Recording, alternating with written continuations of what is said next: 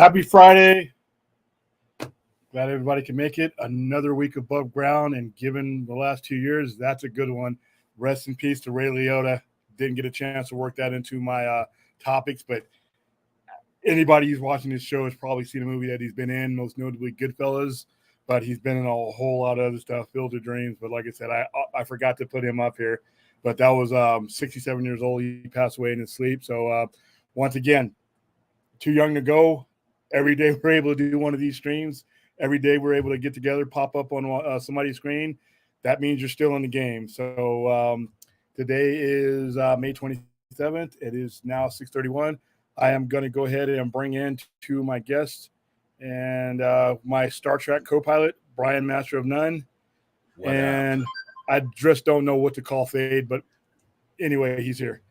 He can take my time. Hey. Basically the jack of all trades around here. Yeah, whatever. No, I don't know if he's that good. I sent Chris a link. I don't know if he's going to be able to make it in, but hey, there's three of us will be enough. Chris. William wounded me tonight. He's what? I said William wounding me tonight. Oh, sorry. I know we wanted to talk Top Gun because I know he saw it last night, as a matter of fact. So I got to see it on Monday. Top Gun is great. Top Gun Maverick is great. As somebody who saw the first one in the movie theater as a kid, I think it's better.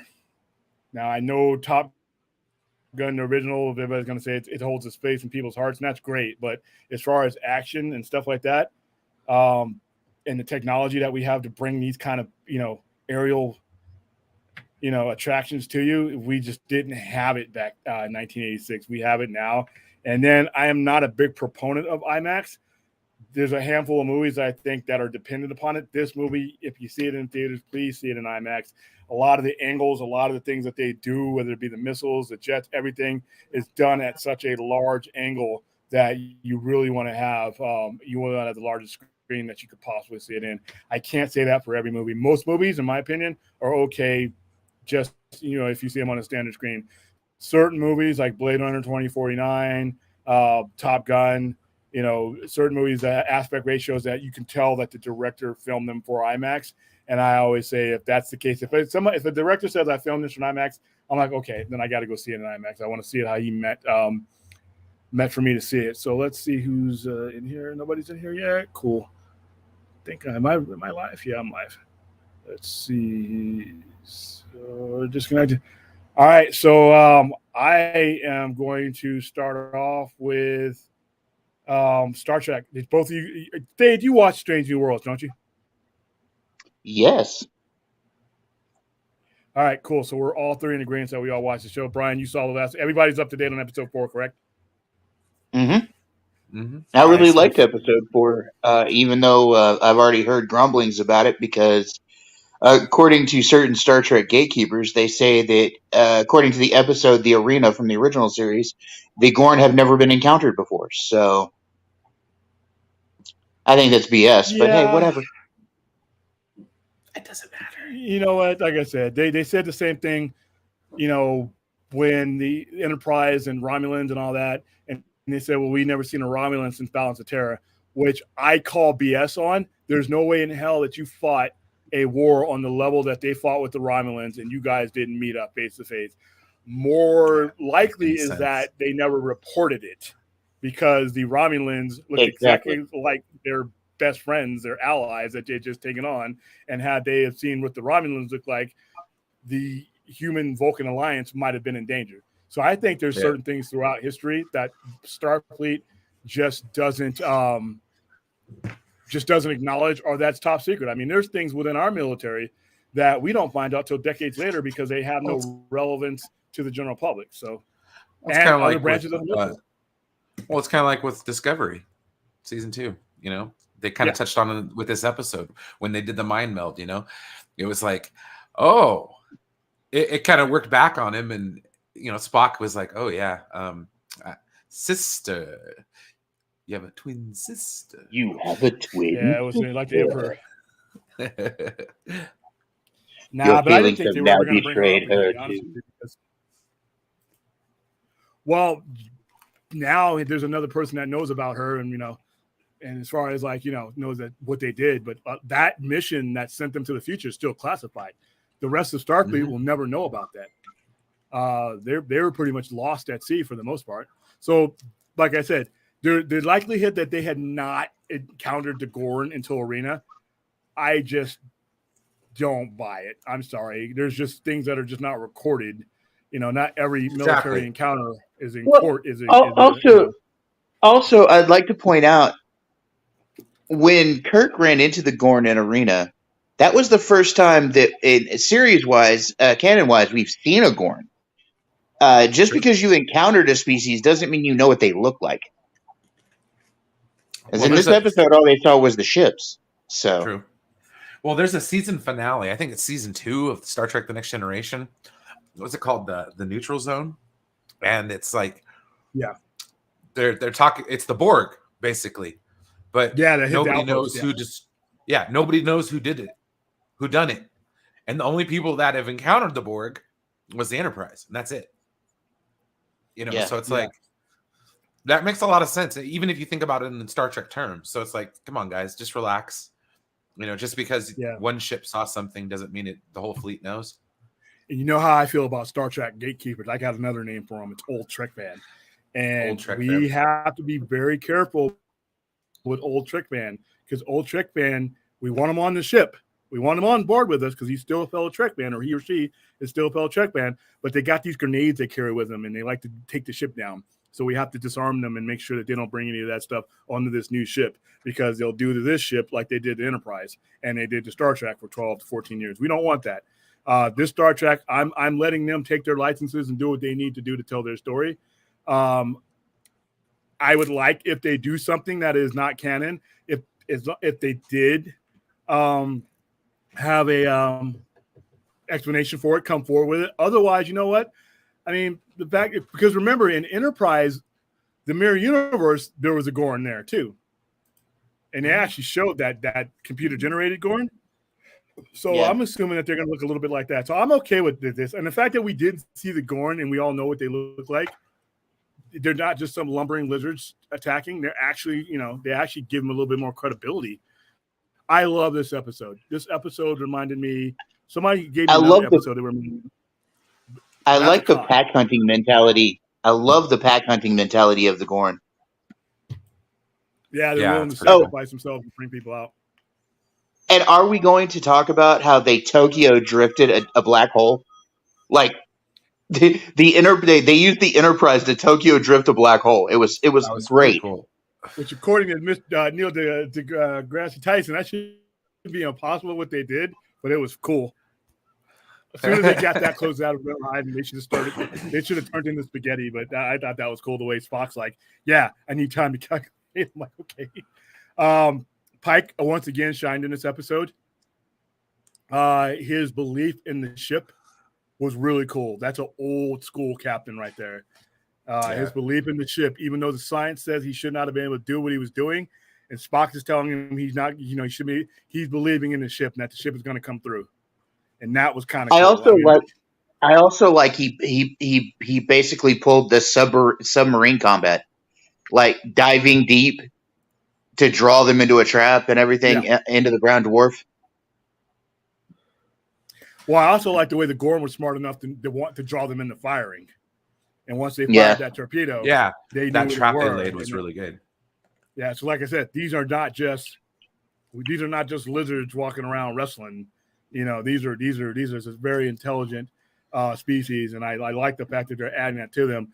This episode reminded me of Wrath of Khan when they're in the Nebula, taking on all that damage. Yeah, it had a feel to it, that it was a battle type, edge of your seat feel. This is my favorite overall episode so far. As far as what it, the only thing about it is number one was useless. She basically was laid up in the infirmary for most of the time, but she donated plasma. She sending a message. Yeah, she wasn't necessary in this episode because there was a lot of other people. Uhura, Hammer. I liked Hammer in this episode. Who else was in this episode? I mean, I really Spock again. The main characters continue to be the main characters, and they get better every time. But Pike was. I love how they. I love how they vented that room with them like carabiner to the thing to hold him with the black hole out there just swirling away. Yeah. But once again, we have to suspend some disbelief because none of this episode happens if they got that close to a black hole. It's just not happening. But like I said, I'm suspending. Actually, it depends, because if you stay just in the event horizon of a black hole, you're not necessarily going to get sucked towards the singularity. You have to cross the event horizon. They were edging the event horizon. You should need more than they had to get away, though. I mean, it was cool. I'm not going to knock it. But I'm just like, yeah, okay. And you decide, well, this is hilarious. Black holes are meant to be Tokyo. Okay, there you go. There's your next Starfleet captain. I am doing fine. Yeah, I really. Oh, okay. Even better. White holes are meant to be a. Oh, okay. All right, Captain. You suck. But no, it was. I love this episode. It continues to get better. I mean, it's the only show that I'm watching right now that gets better with every episode. And once again, I mean, Anson Mount perfectly casted. Who was anybody in this episode that stuck out to you guys? Is just really wow. The engineer Hammer, he stood out to me. Hammer, yeah. I'm loving his character much more each time I see him. Like, I want to know more about him. He's one of the ones of the crew I want to know the most about. Yeah, he has depth to him. Pike He's really not just grumpy. He has depth. Yeah. Pike stood out. I love how he trusted the ship, like you said. He's the captain of the ship. He knows what his ship will do, and he has faith that the ship will do what it needs to do, even if you push the envelope with it. Uhura did really good this episode. Beyond that, I mean, those were the only real standouts. I mean, Spock is being Spock. I am discovering I love Ethan Peck in this role. Like, he's a great Spock. He fits in. He doesn't really stand out at times, but it's because he's so good at what he does. He's just there. He meets all your expectations of what Spock is supposed to be. He doesn't need to be the star. He just needs to be Spock, and he's perfect. So I really love this episode. Like I said, this was like a war episode. We're going to have to sometime explain what's going on with Pike's hair. The whole Conan O'Brien thing, that pompadour is getting bigger and bigger every episode. Other than that, everybody looks great.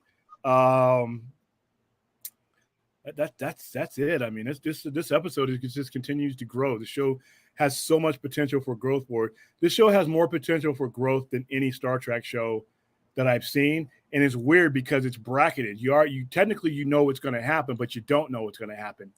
True. You know what I mean? I mean, there's a couple of things. Not only him knowing his fate, right? That changes everything. But the fact that Discovery went forward from the timeline that he's in, technically anything that happens beyond that is suspect. Because remember that that planet that got their nuclear ability based on the signatures and everything from the what was left over during that time rift. Yeah.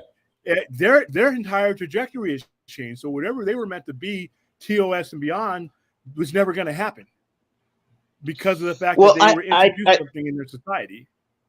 I definitely think that timelines have been altered.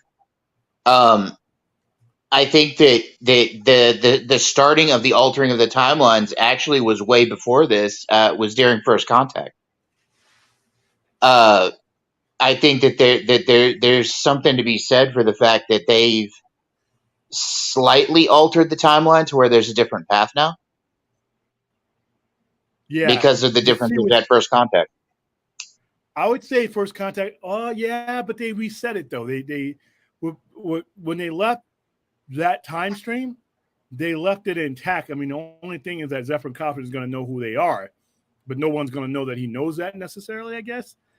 Whereas this, they literally say for instance, the time rift that they went back to in time with was there and just stayed there, and then anything from Zephyr Conference Cochran's line, something else happened that had to do with that rip. That would be different, but they actually left shit behind in Discovery. Yeah, but the thing is they altered Zephyr Cochrane by coming into the past. What if he changed the thoughts of some of the things he was supposed to do because he met them from the future? That's true. I mean, unless he understood the fact that had to happen. And because Alfre Woodard's character would have been the same way. She's aboard the Enterprise. Exactly. Yeah, well, so they knew. Have to keep their mouth shut. Either keep their mouth shut or subtly use the things that they saw and experienced to influence the future. Damn, we're going to have to do an episode on time travel one because there's so much different. There's linear time travel, and the only science fiction movie that I've seen that does it right, and that includes Star Trek, because when Star Trek travels in time, it's 100% bullshit. I'm sorry, love Star Trek, but we're slinging around the sun. We're all dead. What? We're just coming and going through a rift that the Borg created. Okay, we needed the Borg to get this there, but we just, hey, by the way, during all this, we found the way back. Are you trying to say there were plot conveniences?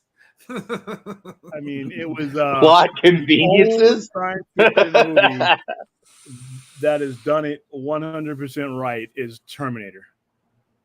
Terminator is the only movie that has done the linear time concept 100% correct. That's it. Everybody else has jammed it up. I'm not even going to mention Endgame. Are we talking about the sequels? Because I would beg to all differ. of them. I'm not. I'm only talking about 1, 2, and 3. Three being the most relevant. Three being a head scratcher for your logic, but yes, I'm all right with that. No. How do you figure? I didn't even like how, dude. Skynet changed product names. It's not Skynet anymore. It's like, all right. Well, remember what he said though. Everything that they said in Terminator 3 was 100% correct because Terminator 2, remember they always said they're finding the technology is how they built Cyberdyne and all that. Well, no, that was always going to happen. It's them finding that piece of technology, sped it up. It was always supposed to happen in 2003. Yeah, and they were always, and then the robots can never figure it out. It's Skynet that causes their own demise because if they don't send the Terminators back, then there's no reason to send Reese back and then create that cycle. So it's done perfectly. And then her father was always the key. Remember, he said he was always the key. It was always him. We would have met sooner if all these other things hadn't happened. And her father created the technology, and it was the technology that they couldn't stop. And that's why the Terminator said, "You're not going to stop Judgment Day. You're not going to stop it. It's inevitable." And that's when they figured it out. And that Terminator was the only one to do time travel right. And then there's been other ones that have been pretty much made it into a joke, like Back to the Future. No matter how you feel about Back to the Future, time travel is a joke in Back to the Future. It's just a joke. And it's it's a fun movie. They time travel in a DeLorean for freak's sake. Yeah, we need to go how many 888 miles in order to get enough. Yeah, okay, sorry. 88 miles per hour. Yeah, and then the whole and 121 gigawatts. Sorry, gigawatts of power. Yep. Yeah. Oh, okay. Dude, I still love it. I'm pretty sure the DeLorean can't handle it either. I think the DeLorean's going to blow up. It's a gut feeling I have. But no, this show just Silence Guy, is he all right? Oh, okay, I just want to make sure. How's your dad doing, Cylon? Yeah, hopefully he's getting better. Oh, you already highlighted. Okay, sorry. How's the old man doing, Cylon? I was going to send you a link, but you told me I wanted to give you some time with your old man. But how is he doing? Let us know. The fact that you're on this chat, I hope that means everything's going good. So give him my wishes. Wow, what yeah, so I mean, it's like I said, I could spend the next hour just telling you how great I like this show, how much I look forward to Star Trek. I always did. I love Discovery. I haven't felt this way. I haven't felt this way about a Star Trek series since Enterprise. Like I'm on it like the moment it comes out, if I can be, like if I can stay up that late, I felt the same way about Enterprise until I realized that old Trek band had infiltrated and destroyed it. And then it was just like, just put it out of its misery type of feeling. It was like, I love Discovery. For me. Yeah, I love Discovery. but I don't. I'm glad that they did not use this form of storytelling in Discovery and vice versa. The format that they use in here is perfect, and the format that they've used in all the other Star Trek series are perfect. I mean, and people say, well, the biggest issue that they have with sometimes with Discovery is that it has a long overarching story arc, and I love that for Discovery. I don't think it will work here. So and I'm glad that they realized and adapted it to it. But yeah, I love the show. As soon as it comes out midnight, I'm on it. I'm watching it, and like I said, I look at the responses to it. This is a show I could hand over to a general fan that's not a Star Trek fan and say jump in here. And then if you want to watch Arena after this episode, go ahead. If you want to watch Discovery, I mean, I always tell people before they even jump into the show, please watch Discovery season 2. Discovery season 2, and you get used to Pike. I learned to love Pike in Discovery season 2. So I am happy that the show is doing well, and I hope there's more from it. So, all right, so let's move on to the other thing that I did this week. You guys all three watched Obi Wan, right? Oh yeah. Yep. We talked about it last night on the main channel. Yeah, I was still watching it while you guys were doing that because I got off late and I had to watch it live, and I didn't realize that they were doing it early like that. So which was good. I mean, it saves those midnighters that you don't have to be up 3 o'clock in the morning. So I thought that was cool. I'm gonna start with Brian. What did you think of it? I absolutely loved it. I love Revenge of the Sith, so it's the lead in with everything. I loved it. It's such a. I'm happy. Well, first off, here's my thing. I had no expectations for this show at all, and I was like, it's me. Sorry, I have the same. Oh, you have the same time I do? Yeah, no, I was like, oh shoot, it's the same one as William does. I was like, oh crap. I was like, enter. I was wondering. I'm keep looking at my phone every time you did that. I'm like, how are we on time delay like that? Okay, that's cool. Now I got to change it now. No, I'm just kidding.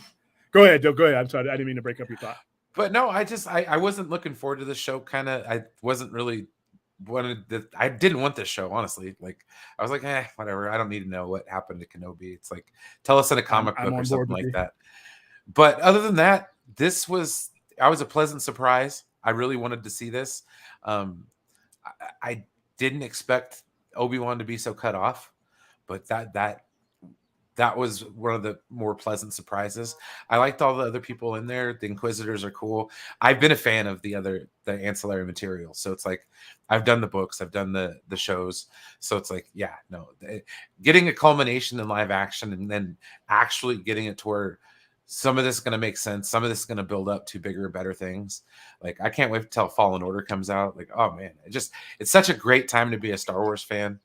So, Jedi Survivor is what they're calling the second part of Fallen Order. Yeah. So, all right, go ahead. No, I really loved it, man. Oh, I'm sorry. I didn't know if you were done yet. Go ahead, finish. No, I was done. I really loved it. That's it. All right, Dave, what'd you think?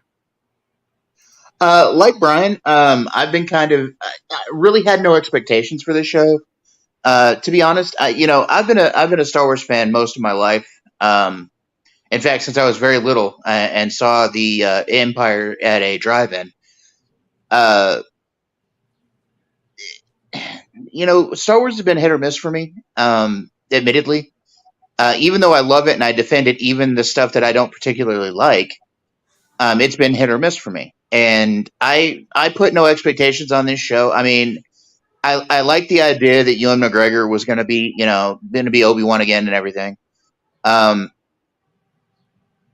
And I was going to watch it regardless, or whatever anybody said. I was going to watch this regardless because, again, Star Wars.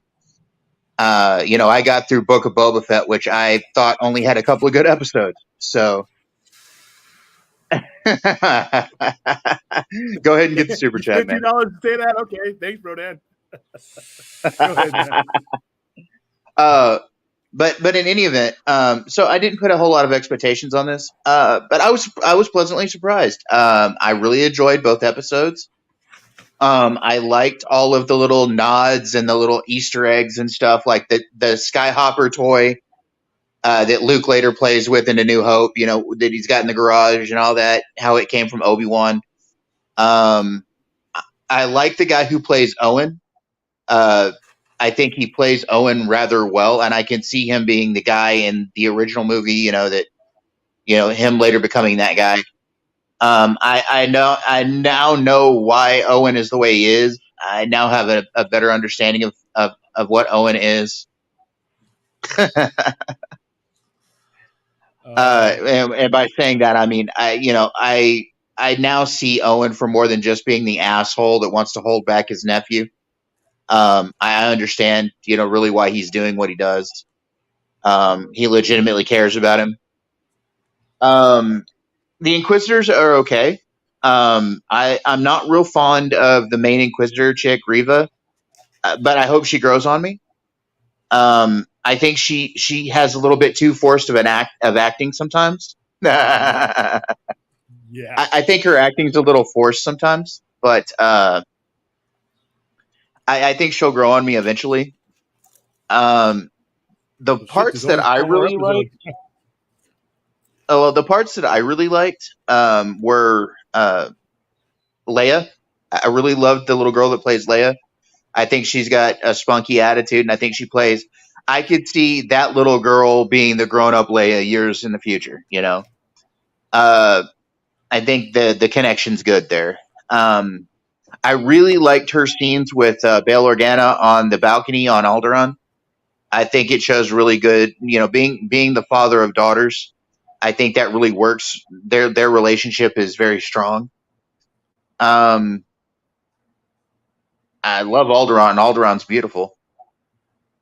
But beyond that, I enjoyed it, and I'm looking forward to the next episode. I'm kind of curious as to where Khalil Nanjiani's character sent them. Who are they going to go meet? Who's supposed to watch after them and all that? I'm guessing it's Mace Windu, but I've been guessing Mace Windu since Mandalorian, so I guess it's like Mace Windu's like my Mephisto. Eventually, it'll be him if I keep guessing him. Well, we brought that up last night on the overnight show, the review show. We talked about how it could be Mace Windu. Wouldn't surprise me. Yeah, and I think it would be great if he got a better end than just flying out of a window without his hand. So I'm all for it being Mace Windu. I want the cussing version this time too. I don't want him to hold back. All right, how I feel about this show. Now, keep in mind, going back all the way to the show's conception, I didn't need this show. I know there's a lot of people who, feel that they need answers that happened in between, all these other periods. I didn't. I grew up most of my life without answers to these questions, and I would have been just fine, fine moving on without these answers. I didn't think this show was necessary. I think we spent too much time hanging on to nostalgia of the Skywalker saga. I think that Disney is just going for a sure bet sometimes because they're afraid to go outside of this, because they're afraid of pissing off certain fanboys that if it's not Skywalker, they won't watch. And all they're going to continue to do is just put younger faces on the same tired-ass characters that have been around since, I was crawling around on the ground as an infant. So that being said, on its own, the show is enjoyable. There are a lot of things in there that I didn't connect with. I have no use for the Clone Wars or Rebels, none whatsoever. And a lot of these characters harken back to that. So I was not able to make the connection to those characters that some other people were. Not saying that they're bad. I just didn't have a connect. I don't care about the Inquisitors. All right. And I wasn't overwhelmed by their presence even in this show. The one we brought up, third sister, I thought she was pouring it on too hard. I thought the out of all those people, I don't know whether they're going to explain it that she sensed that, Owen had been near a Jedi or something like that, but out of all those people in the video, she picks on him like that. So I'm assuming that I guess throughout the Force that she knows something, that there's a residue. I don't know, but I thought that was a little bit strong. Like I said, there was just a lot of characters in there that harken back to eras and storylines that I just didn't watch or either watched with little regard. So I'm wondering if there's a lot of people, because most people, general audience, did not watch the Clone Wars. Most people did not watch Rebels. Most people that are Star Wars fans or general audience fans have not gone outside of the movies and maybe The Mandalorian and Boba Fett. That's pretty much it. Because I remember when we were doing a group watch here and Cad Bane came in, nobody I was watching it knew who the hell he was. Even though I had his pop figure sitting right next to the TV screen, nobody knew who the hell he was. So, the good things, I love McGregor's performance as Obi Wan. Every time he takes the stage as Obi Wan, he does a great job, and he doesn't deter here. I was going to point out, William, one of the best things he does rather well with this, and this is from having PTSD myself. I like how McGregor is portraying PTSD here. Yeah. I was going to get to that. I think he does it really well. Yeah, and you can feel some of the good things about it is you feel the 10 years. You feel how the 10 years have weighed on him. And the last moment you saw him, you can pretty much, the way he's acted it and the way they wrote it, you can make the connection with what's going on and the weight of all this. And they do a good job of portraying with the atmosphere that should have happened and should have been there after the Empire took over. So there are some good things in here. I like the scenery. I'm tired of seeing Tatooine again. I'm like, whoa, here we go again. But obviously it's part of the story, so I'm okay with it. I like the other city that they were in. It reminded me of Blade Runner a lot. His miserable existence that he's living is consistent with what he will be when Luke finally comes upon him again. There's a lot of good to it. Like I said, it's just really hard for me to grasp onto it because of two major factors. I don't care about this era, and thus I don't care about the characters that should be compelling me. I generally don't care about the Inquisitors. I don't think I could care less about the Inquisitors if they were just not there. They didn't move me. They were predictable as far as them squabbling with each other. They weren't fearsome. As soon as I saw them, I didn't get the oh shit moment that some people did. I'm like, okay. A lot of it is because I know you're not going to kill Owen, because guess what? I know he lives. All right. I know that Leia's not going to die. Oh, spoiler alert, by the way, people. Sorry. You know Leia's in it. So obviously, major spoiler alert, because you know none of these damn people die because they end up in movies that you've already seen. So screw that. And once again, that's my thing, is I know there are certain characters that are I can't go on the roller coaster with you if I already know that what's going to happen for the most part. And just like Andor, I don't know if I'm going to watch Andor. And I love Rogue One. I think Rogue One is my second favorite Star Wars film behind Empire. But the most meaningful thing that Andor did, I've already seen it. The biggest sacrifice that guy's going to make, the most compelling that he will ever be, I've already seen it. I didn't really need to know what happened before that. So the quality of this show is excellent. I know some people had some issues with the volume and how it was done because it kind of comes in and out. The acting jobs for the primary characters, Jimmy Smith, all those guys were fine. Leia annoyed me, but she's a teenage kid, or not teenage, 10-year-old kid asking a bunch of questions. That's how real life 10-year-old little girls are, I guess. So, other than that, so I thought she did her role well. They're going to have to mind wipe her, though, because when I see Help Me, Obi-Wan, You're My Only Hope, she's talking about a guy that she's never met. So I'm figuring that sometime at the end of this, just to protect her, Obi-Wan's going to have to do some Jedi mind trick to bury all this in her head so that she can't be exploited. I see that differently than you do on that, William. I think that the reason why she called out for Obi-Wan is because she knew him. I think that's why she sent the note in R2. I don't think remember what she says. You fought with my father during the Clone Wars. What I gather it from it is she knows who Obi-Wan is through the stories of the Clone Wars, and that's how she's looking for him, because Bail Organa told her to seek out this person. And I don't get the sense that she knows who Obi-Wan is when Episode 4 happens. So I'm thinking that if this is canon, to protect her and to protect, because I don't know if he'll encounter Luke, that he's going to have to use his powers to bury these memories in her, which I'm okay with. That just makes sense to me. Other than that, I mean, the scenery is beautiful. I mean, all the locations are beautiful.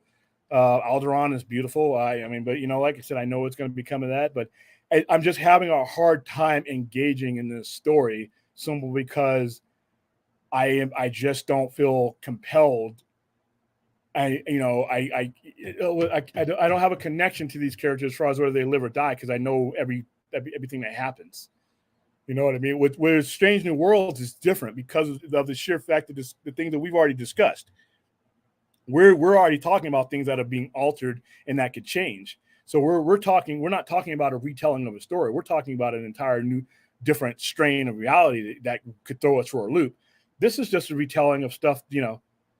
Nothing's going to happen significantly to Leia that's going to lead to her death or evolution that we don't already see. Well, I don't think that it has to lead to like significant stuff. I just like the fact that it fleshes things out. I've always liked to. I guess that's where you and I are opposite because where you say you don't need all of that extra fill in, I like it. Not that I need it. I'm not saying I need it, but I like it. I like that extra meat to the story. Yeah, it's just like there was enough on the bone for me as I experienced these storylines, and we both went significant decades without it, and we're all still here.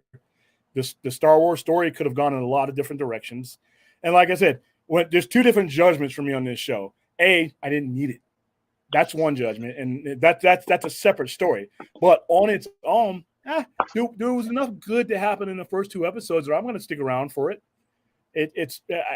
I can't say compelling storyline because when I'm watching Top Gun Maverick, and we'll get on to that later, I am on the edge of my seat because I don't know whether what's going to happen to these characters. I'm on that roller coaster at the same time they are. I'm not watching it in retrospect. You know what? So does Maverick make it? But could we make the same argument for Star Trek though? Because I mean, we know what happens to a lot of those characters too. We knew from a certain point, but we have diverged. There's no divergence here with Star Wars. They're telling you everything that leads up to here. There's nothing different that happened in canon that creates a divergence that could happen with Star Wars. We're going along the same path that they set out. Star Trek is different. Like I said, we've brought up several things that have already changed things. Well, we already know how Bail happened. Well, we already know how Bail and Bray are going out. You know what I mean?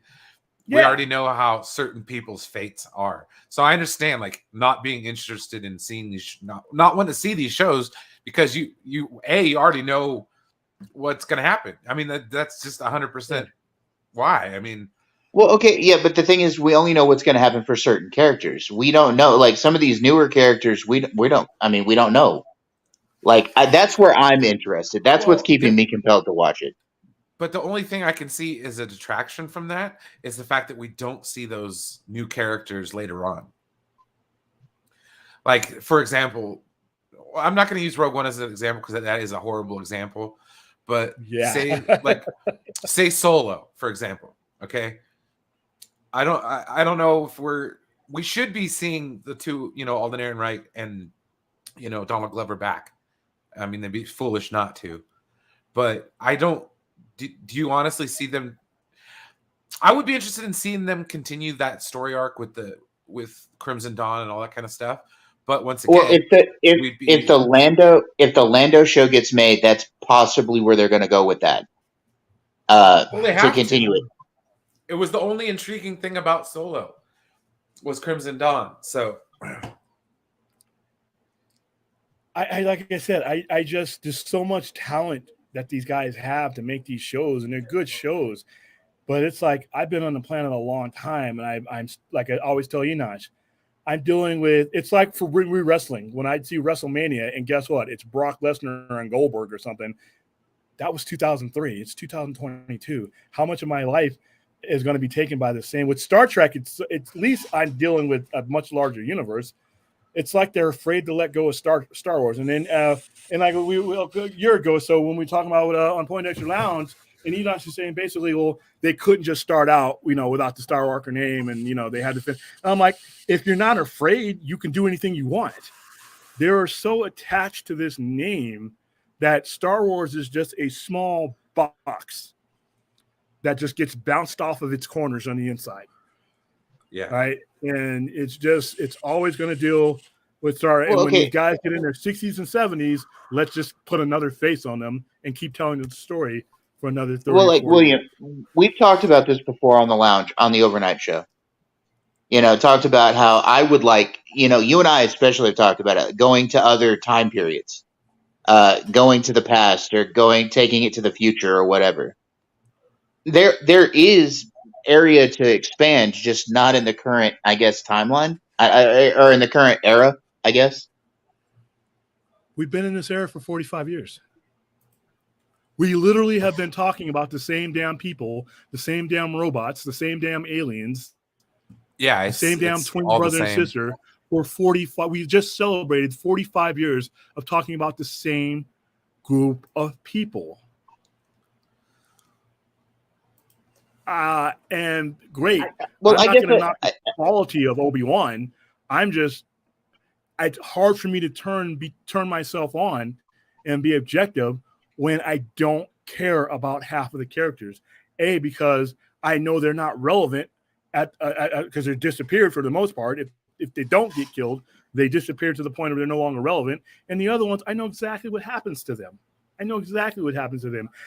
If you're getting into a lightsaber fight, I don't care who it's with, and you're Obi-Wan, how am I compelled?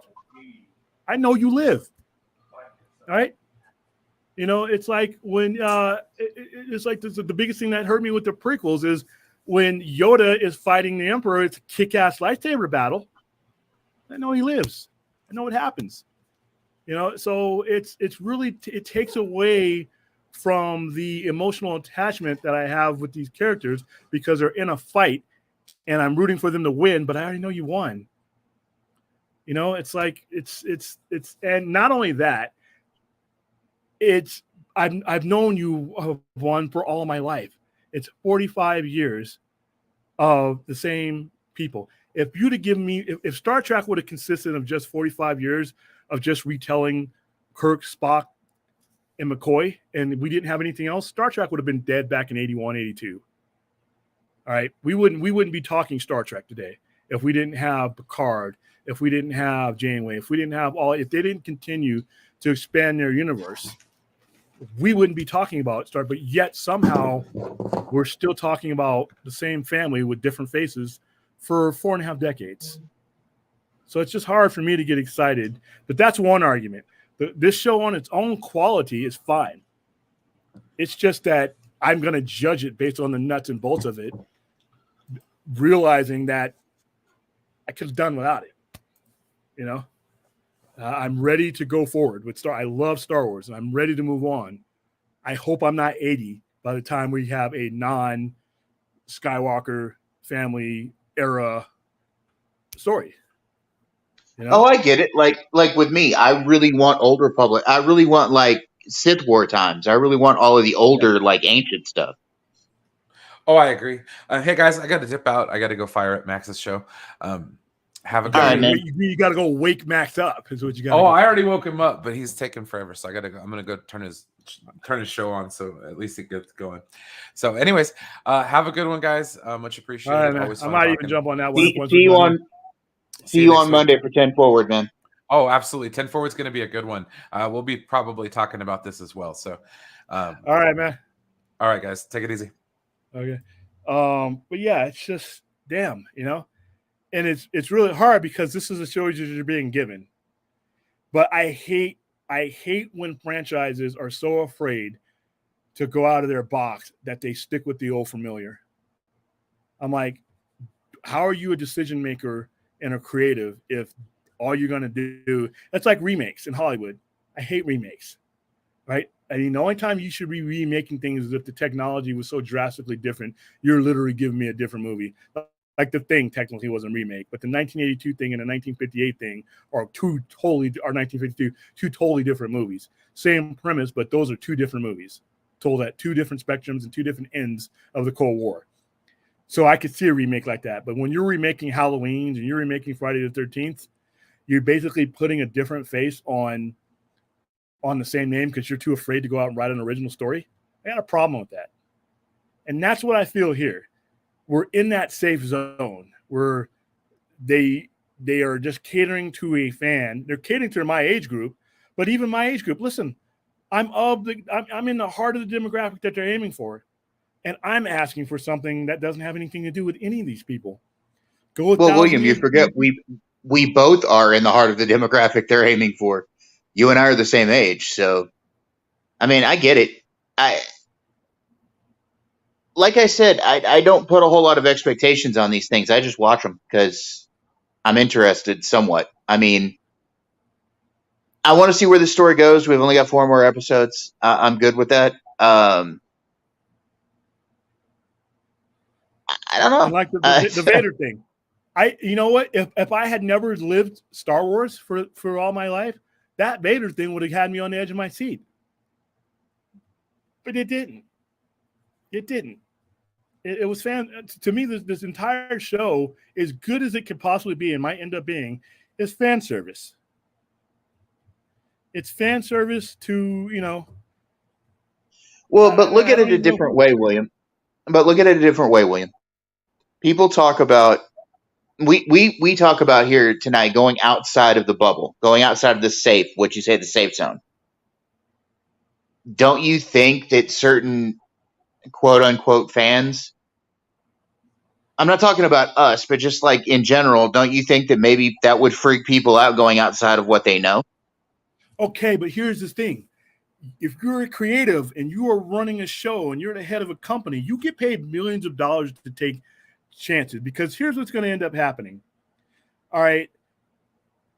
They're going to have to go outside this eventually, because how long can we keep telling these stories to where you fill up everything? And when you fill up everything, you fill in all the gaps, what's left? You're going to have to start going forward. I mean, it's just, and be honest with you, I urge fans to just be better. I mean, I always do too, man. I always do too. Why as a fan would you put limitations on this? You don't want something to grow. You just want to basically stay in the same old neighborhood with the same old neighbors, the same old dog that I guess would live 45 years in your guys' reality. I'm like, I see so much. To me, Star Trek is a whole entire universe, a whole entire fertile universe. And it's like we have this whole farm and we can't even get it past the flower bed in front of our window. Forget about the rest of the farm. That's why I always enjoyed the old extended universe stuff, the stuff that's Legends now, because that expanded way a whole lot more on, what was there, the storylines and everything else. Yeah, and it's like, like I said, I'm not saying Obi Wan is bad. It's just hard for me to really. And remember, we were talking about this before. I had no interest in this show as far as I'm going to watch the show because sci-fi. I literally have a Star Wars section on the other side of this wall, and it is within my wheelhouse. And I would look like a fool if there's a big show on TV about Star Wars and people come in to buy and talk about Star Wars merchandise. I have to be somewhat of a subject matter expert to the point where I can compel people to get interested in my product. So I'm going through the motions. Right. But if you would have told me that, you know what, there was never going to be an Obi-Wan show, I'm like, okay, great. I know who Obi-Wan is. I know the big plots in his story. I've seen enough. I've been given enough Obi-Wan in my lifetime. I'm okay with what you have given me. I'm okay. If you gave me the opportunity, the choice between let's retread and start filling the gaps that I didn't really ask to get filled, or give me a storyline, Star Wars moving beyond the sequel trilogy, then I'm going to take the latter. In a heartbeat, in a heartbeat. If you give me something new, when he introduced to me a new Jedi Master that I don't know his future, I don't know his path, I don't know his ultimate end. Introduce me a group of people that I can follow along from their inception, and not, basically have them have any ties to what we've had before. What we had was great, but it's like, damn, it's like, wow. So that's where I'm at. So the objective side of me said, you know what, this is a great start for Obi-Wan. There was some aspect that I just didn't really agree with, wasn't on board with. Like I said, if you were into what they were serving, if you were into Rebels, and if you were into what was the other one? I'm on flirt. Rebels and Clone Wars. Then this kind of stuff is for you. If you're not, and you've watched everything Star Wars all the way up till now, and you're looking for something new, it's not new. All right. It's not, I just want a different era. But like I said, on its own, it was a good show. I will watch all 6 episodes so that we can talk about them, everyone. Like I said, it is a quality show.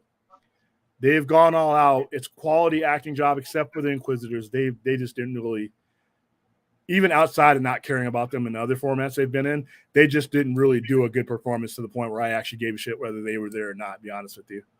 And what they did give was a little bit excessive. The third sister was pouring it on like a wrestling promo.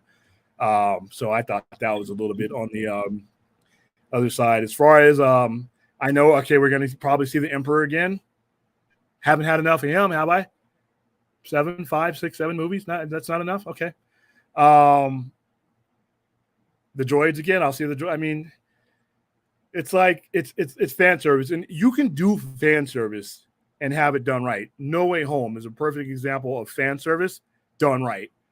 Top Gun Maverick is an excellent example of fan service and nostalgia done right. So I'm not excluding that these things can be done if you do them right. If you're just doing them to push buttons, then it can go off, And it's just if you're just doing them to make a certain segment of your fan base feel comfortable instead of taking a risk at growing your fan base, which is what Star Trek did. Well, say what you want about J.J. Abrams and the 08, 09 movies and then the Kelvin movies. If those movies don't happen, we don't have Strange New Worlds. We don't have any of that stuff. Nobody was giving a rat's ass about Star Trek.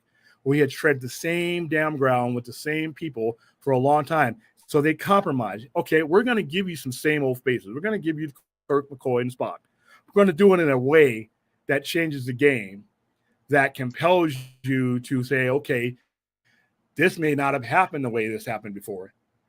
All right. So they kind of did nostalgia and fan service, but they did it in a way that kept me engaged. I was engaged with what happened with Zachary Quinto's Spock because we were on a new road. I was engaged with what was going to happen with Chris Pine's Kirk because we had created a new road, and so on and so on and so on.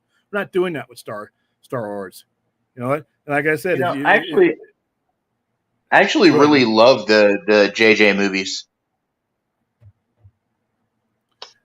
Yeah, I mean, I thought, the last couple ones were kind of tight because of, suspect storytelling. But like I said, I liked what they did and what they were doing, and like their importance to what we have now as far as Star Trek is you can't even argue that fact. Okay, supposedly Taika Waititi Star Wars flick is going away from the Star Wars saga.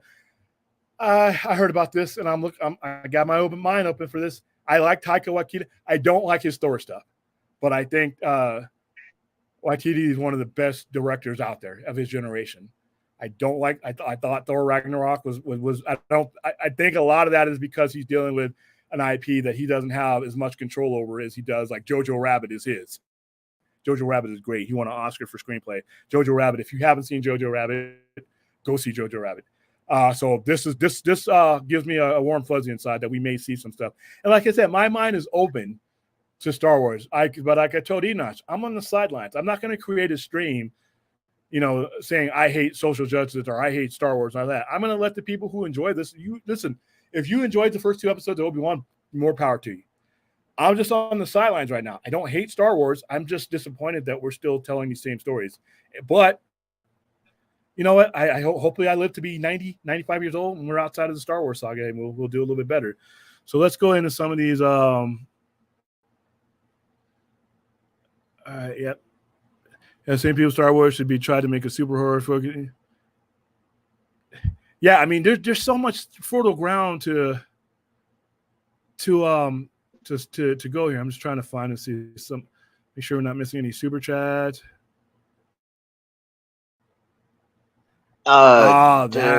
Listen. I apologize that's the only J.J. Abrams movie you've seen because I hate that movie and that's not him at his best. J.J. Abrams, he's done better TV series. If you've ever got a chance to watch Fringe, that's him. That's some of the best stuff. Alias, that's him. Jennifer Garner got her start, our big major start there. Lost, I thought Lost was a joke, but especially the ending. I won't spoil it for you, but if you ever want to waste 4 years of your life, go watch Lost. What were you about to say, Thade? I'm looking up a name. Hold on. I'll say what I was going to say after I find this name really quick. Okay. So yeah, Fourth 1000. I saw you. Okay, you guys, including myself, are out of any. But here's the thing, though: the 18 to 45 demographic, we're still in it. Sort of. I'm a little bit older, but we're still there. The problem with them, though, is they're trying to introduce a 45-year-old storyline to teenagers and kids and hoping that it sticks. Maybe they're right, but for this particular Star Wars fan who's been there since the beginning, I'm burnt out, man. So maybe they're right. Who knows? That maybe it's why they weren't making 6 digits and I'm not. Who knows?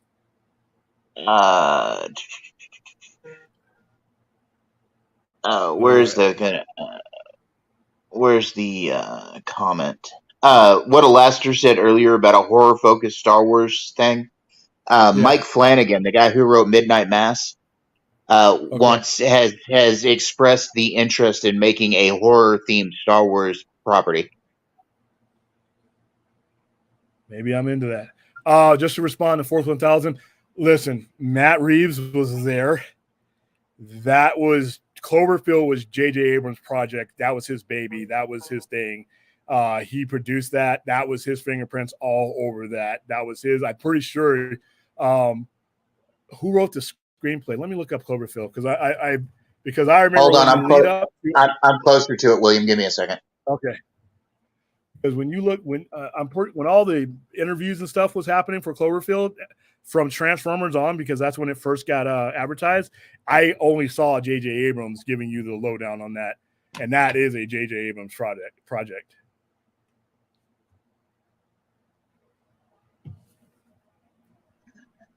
Let's see. Okay, so we're looking for screenplay. Screenplay was Drew Goddard. Drew Goddard and Matt Reeves directed and J.J. Abrams produced, right? Right. Matt Reeves was there. Matt Reeves was kind of in the room. Yeah. That's like, okay, Fourth 1000, I'm going to give you a little equivalent of Matt Reeves' involvement as far as the creative direction of Cloverfield. You've seen Star Trek The Motion Picture? Admiral Kirk and Captain Deckard. Deckard was the captain of the Enterprise at the beginning of that movie. He ain't running the ship during that movie. So J.J. Abrams was Admiral Kirk, and Matt Reeves was Matt Deckard. So that's where I'm going to say where I think of that's a J.J. Abrams movie. But hey, you know what? I mean, Matt Reeves is, like I said, I want to remember Matt Reeves for the Batman because that's his best movie, in my opinion. The Batman is Matt Reeves' best movie.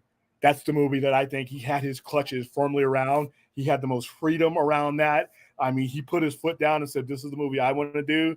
And they let him. And I wish Warner Brothers had been that way with other creators. But you know what? Top Gun and the Batman are tied for me for my favorite movies of the year. So it was let's see, Lego Star Wars. You know what?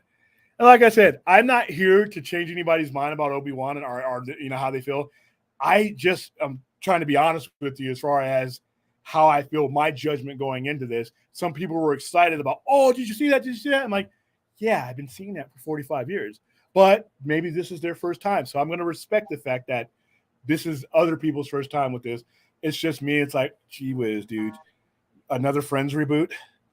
Let's do the 80s again. But I'm like, okay, all right. If we're going to go on this road, let's do the 80s right.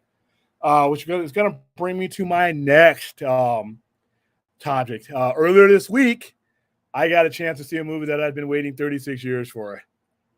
And then 3 years of just waiting to actually have it happen because of the sheer fact that COVID stopped a lot of things from happening. Tom Cruise trying to kill himself in stunts. And just, but it finally happened. We finally got it. We finally got Top Gun Maverick, and Yep. you saw it, Dave, correct? Not yet. Dude. I'm going to No, try you to. haven't? Oh, No. fuck, dude. Okay. Guess what? We're doing a non-spoiler now then. All right. Second, arguably the best movie of the year. When you waited, I'm hearing a lot of good. Go ahead. I'm hearing a lot of good things. When you wait this long for a movie to come out, so much expectations are heaped upon this movie that you're like, there's so many ways. It's like Blade Runner 2049. When you've had the old version in your head for so long, it's like a monolith. It's really hard to outdo that. They do it here, man.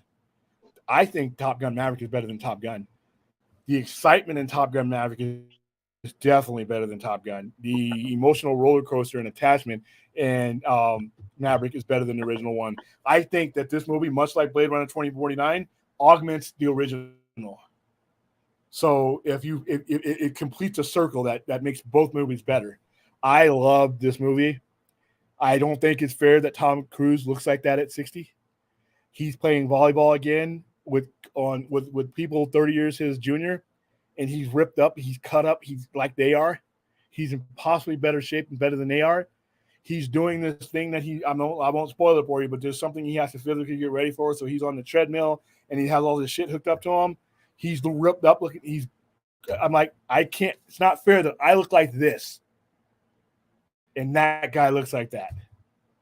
And he's in that jet. They're all in those jets hitting those G's.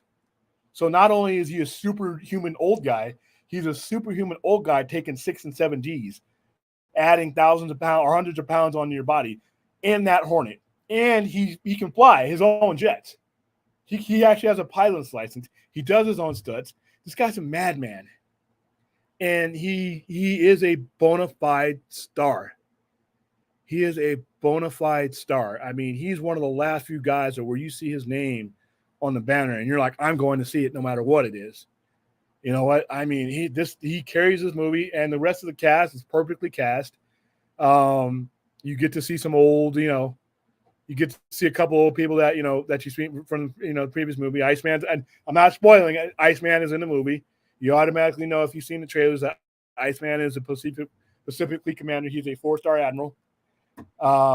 You see Cyclone, John Hamm's character, the 3-star that Maverick's talking to. He's in it. John Hamm does a great job. The 2-star that's at the beginning of the movie that reads off all of his Ed Harris. He plays Admiral Hammer. His code name's Hammer. He's basically the guy who's reading Maverick, the Riot Act, reading his entire record, three combat kills in the last 40 years, citations, everything. You should be a 2-star admiral right now, but here you are, captain. And they answer that answer question. A lot of it has already been answered in, just in the midst of Top Gun. He doesn't want to do anything but flying. That is it. Taking him out of that chair would be basically like killing him. And taking the star, which becoming an admiral, takes you out of the pilot's chair for the most part. And a lot of this movie, the theme of this movie is about letting go of some of the things that he's carried with him from the previous movie, letting go of the guilt of Goose, all the stuff like that, moving on, and and not feeling that he has to hold himself back any longer, and that that he's not worthy of better things that are better. This movie does a great job in keeping a very, very, very fast pace. It does not slow down.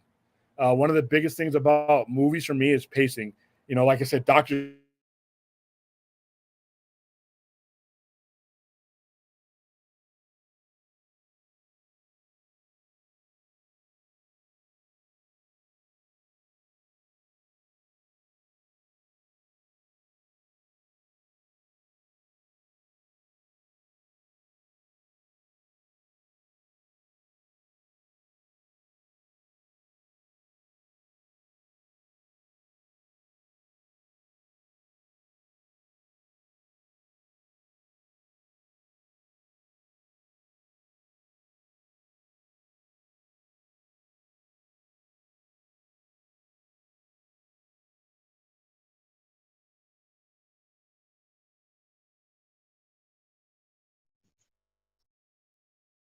Hello?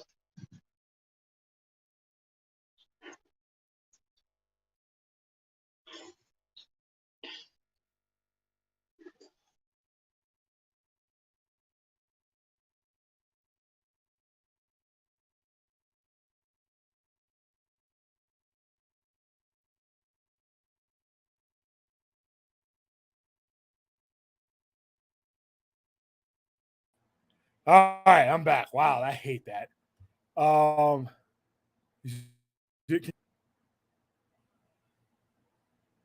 Can't hear you, William. You can't hear me? Am I frozen again? Okay, now I can hear you. Okay. Yeah. I don't know what the hell just happened here. But no, anyway, Top Gun is great. I don't know where we cut off at. Top Gun was great. Um, it it delivers. Everything that you would expect, it delivers. And I'm very happy with it. The crowd was happy with it. I think it's going to make a ton of money. And see it on IMAX. I don't make that recommendation often. Some movies IMAX makes my head hurt, but there are movies that are created for IMAX that the director shot them and choreographed them, and cinematography was for IMAX. When you're doing these dog bites at angles and all these wide things that they do, you really need to see it on the biggest screen possible. Don't wait for this to come on streaming if you really are into this type of movie. It is great. So I mean, you haven't seen it yet, Dave. I think you're going to enjoy it. You probably saw it. The original one when you were a kid, right? Oh yeah. It's one of my favorite So movies. In yes, fact, go ahead. when I got my first car, that was one of the first songs I ever blasted out was Highway to the Danger Zone. Yeah, in this scene, there's a scene with him and Iceman that I just really enjoyed. Like I said, I won't go into the spoilers with it, but obviously for anybody who knows what Val Kilmer has been through with his throat cancer and everything else, you're just happy to see him on the screen again. But there's an interaction between him and Maverick, which I really thought was cool. It almost makes me realize there had been something in between to see their exploits. Maverick is still a hot shot. He still gets himself into trouble, but because he has an admiral as a friend, he gets out of a lot of stuff.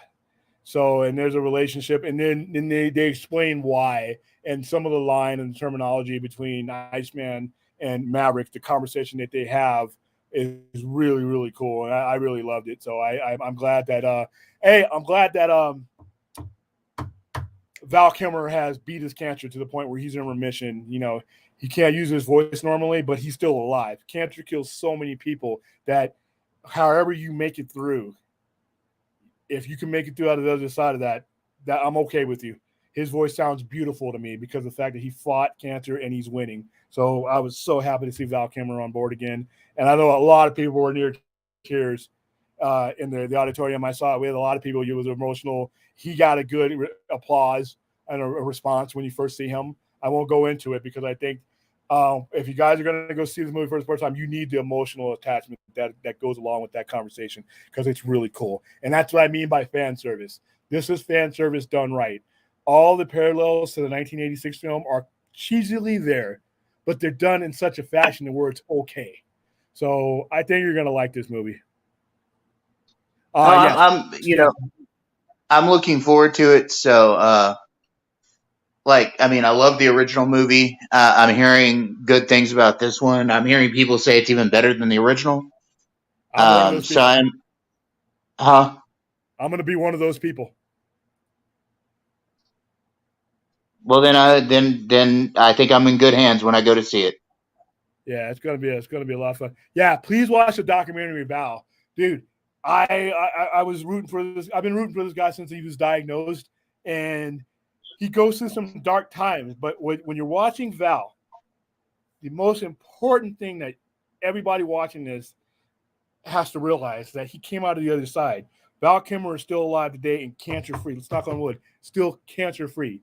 It's a tough battle to watch him go through, but knowing that he comes out of the other side and not unscathed, but I'm sorry. There's so many people that I know just this year.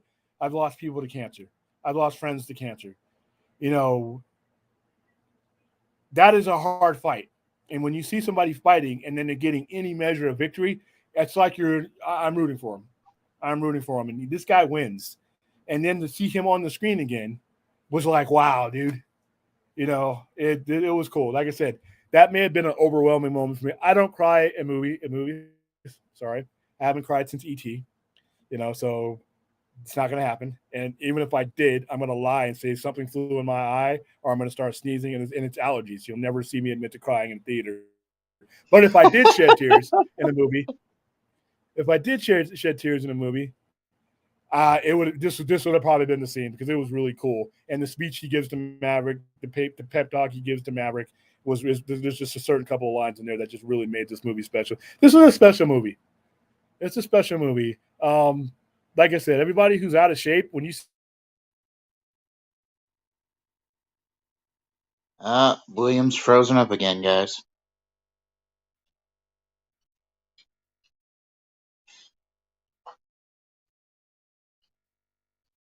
Hopefully he'll come back here in just a minute.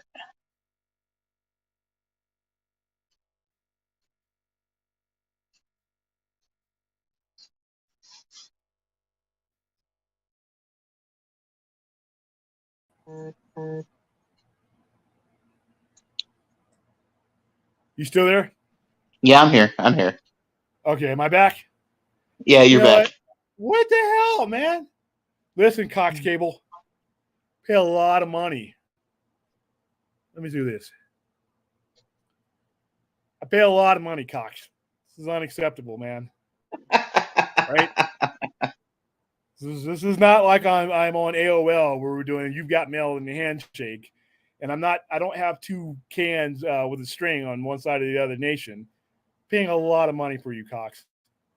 So we'll be talking and you will be giving me some discounts. All right. So where are we at here?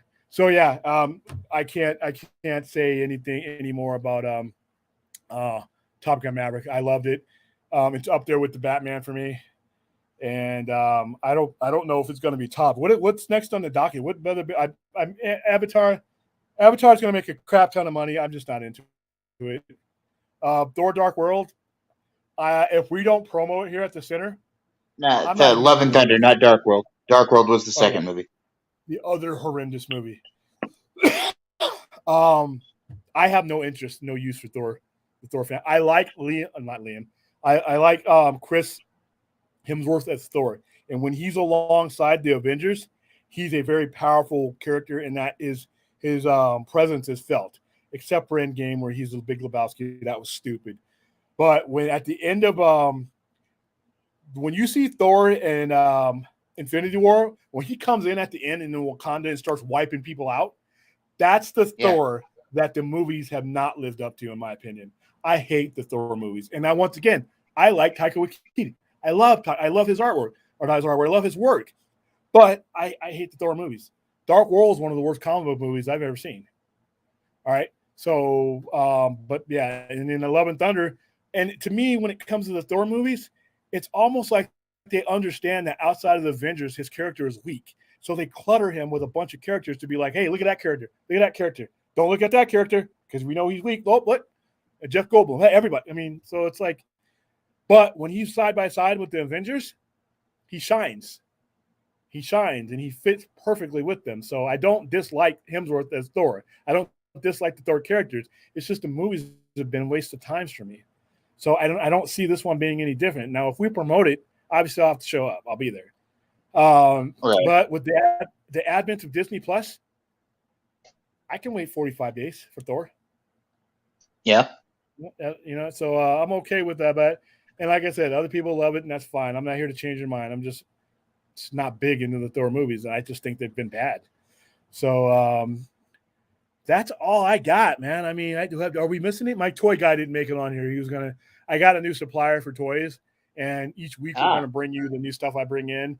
But it's a busy week here, Memorial Day week, and I gave him last minute notice. I sent the link to Chris. Bipolar was supposed to be here. I just wanted to hear Chris's voice on my stream because he has the coolest voice. Hey, man, you guys got to go see that, man. I mean, he brings an excitement level. He brings an excitement level. It is cool. I love Chris, though. He's cool, man. But I really wanted to have him on this stream because he brings a perspective to each. Well, I try to bring not like the exact perspective. I kind of challenge perspective myself. So, like you and I don't always agree on everything. No, and that's this forum is for different. That's why I like to have at least 3 to 4 people on here so we can bounce ideas off each other. But I hope I sent Chris. If I didn't send you the link, I'm sorry. I think I sent you the link. I'm pretty sure. I've been at this for a couple of months now. I'm still screwing up, but I'm pretty sure I sent you the link. But if you weren't able to make it, that's cool. A lot of this is a lot of my people that I draw from are on Max's stream because that stream was established on Friday nights before I even got started. But this was a slot Notch gave me, so it's the slot we have. Because, like I said, we had to move this later on. Remember, we used to start at 5:30, but Fridays in the middle of the day, I'm in an open retail location, so it was really hard to be dealing with customers and hand the show over to Brian. So, all right, let's go. Let's talk to some of the people I missed while I was frozen. And since we're talking about Top Gun, I know Transformer YouTube is planning to make a Transformers Top Gun crossover film. Okay, I'm down for it. I mean, I know there's a Top Gun Transformer though. The F-18 Hornet, and it has Maverick's helmet on it. I thought that was kind of cool. Cool. Yeah, it was for a little bit there. Let's see. Yeah. I didn't realize a lot of people had a chance to see Macross Plus. I love Macross Plus. I love Macross. Yeah. I love Robotech just in general. Okay. Yeah. Cobra Kai is a good example of bringing a franchise done right. Yeah, because Cobra Kai is nothing but fan service, but it's done right. Fan service isn't bad if you do it right and you don't pour it on, So, like I said, No Way Home was fan service, and it works. All right, who we got? That's me saying I froze again.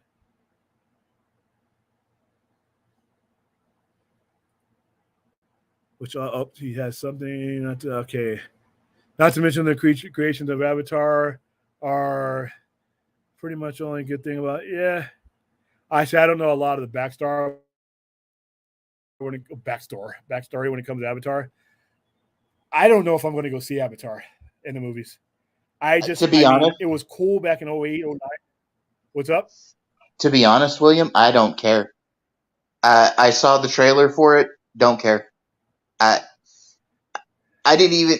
The first movie was beautiful, but that was about all it was. The story is contrived. I'm not a big Avatar fan. Yeah, I just never. I recognize its achievement. I'm just not big into it. I mean, I love James Cameron's, especially before he sold out and started making romance.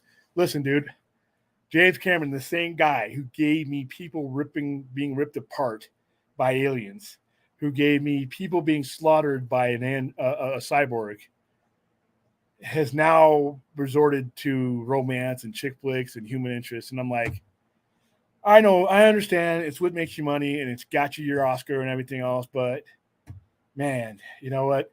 If there's any way if you want to, human interest is like mace to me.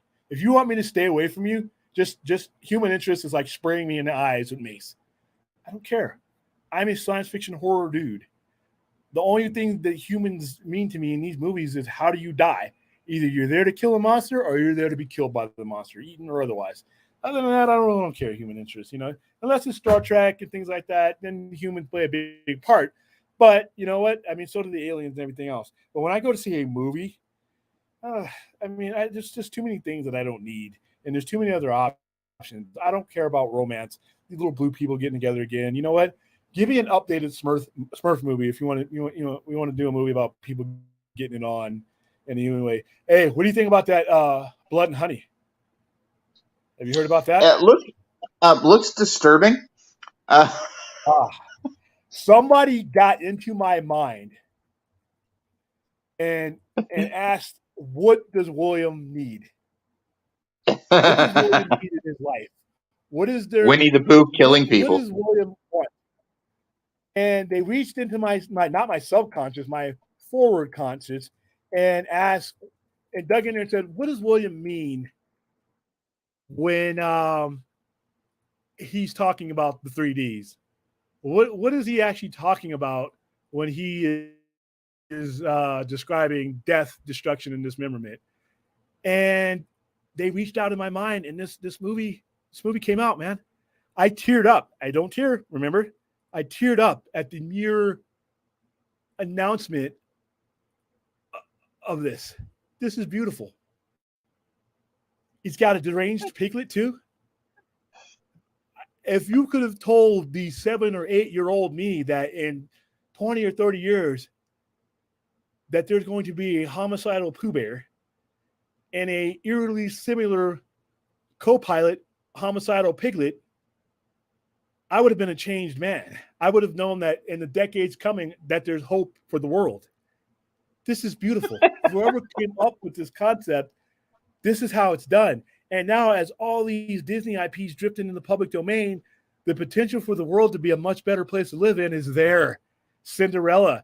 What can we do with Snow White and the Seven Dwarfs? What kind of homicidal derangement can we do with Sleeping Beauty? How much slaughter can we bring about with each of these Disney characters as they come into public domain? Blood and Honey has shown us the way. Blood and Honey has shown us the way. We all need to follow Blood and Honey. Follow Pooh Bear.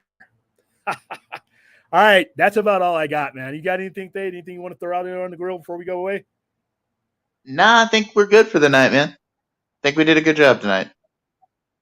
All right. Well, I think I might invade Max's stream. I don't know. I'm kind of tired myself, and it's going to be a long 3-day weekend, and it's 100 degrees now in Vegas. Like I said, all you guys claiming hot and got the fans and the ACs on, and you're below 90 degrees, I feel no sympathy for you. Going to be 102 where I am tomorrow, and it's humid. So, where do you live? You're in Texas. Texas. Yeah. Another place, right? Like I said, if it ain't triple digits, don't even turn the air conditioner on. Be a man. Just open the freezer and stick your head in for a couple of minutes. All right, guys, thanks for joining us. Google the Sci-Fi Center or go to the sci-fi-center.com. All of our social media is on there, including our own personal YouTube channel is on there. I'm going to start using that more. I got stuff for Blade Runner coming up there. I think we're going to probably see if we can get together to do the Frank Miller version of Sci-Fi Center Presents tomorrow. Frank Miller's Daredevil. We'll move on into X-Files, and then just in time for the 40th anniversary of the greatest film franchise, in my opinion, to ever be started, and that's Blade Runner. We're going to be doing a very in-depth, which is probably going to be our longest Sci-Fi Center Presents. That's probably going to approach a 3-hour show, just because I have my entire childhood and adult life to convey through that stream. Blade Runner is why I'm sitting here, why I got into science fiction, why I love movies sort of what they are. So we're going to have a lot of fun with that. But for Thade, for Brian, Master of None, who was able to pop in earlier, and all the other people who I invited that stiffed us. No, I'm just kidding. We will see you next time around. We'll see you either Monday at 2 p.m. with a new Sci-Fi Center Presents, or at this regular time slot next Friday, 6:30 p.m. Pacific times. All right, thanks.